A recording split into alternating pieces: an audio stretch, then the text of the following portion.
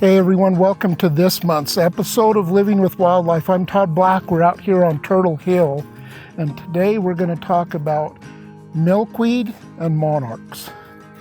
In 2020, the U.S. Fish and Wildlife Service listed monarchs as warranted but precluded. What that basically means is that there's enough data and information to actually list the monarch as a candidate species, but there's other species that are higher priority or of greater significance that they're going to focus their restoration efforts on.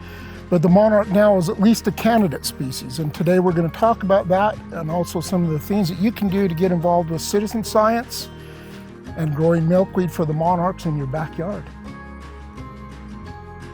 A bunch of different species of milkweed. Probably the most common one that most everybody's familiar with and sees quite a bit is the showy milkweed. We've got some of that grows here in this city. And then this one that we're collecting some seed off right now is called antelope horn milkweed.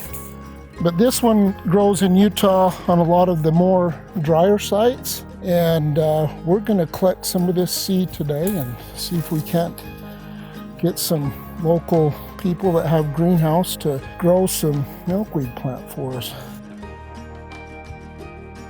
So one of the reasons this plant is called milkweed is because it produces a very milky substance from both the stem and from the leaves that's actually a defense mechanism for insects and different animals that would eat this plant.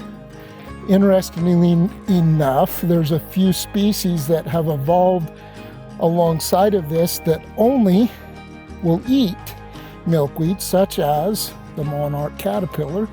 Monarch butterflies will get nectar from a lot of different plants, but when it comes to laying their eggs and their caterpillars and going through that metamorphosis process, that only takes place on milkweed. The whole process is only about 30 days.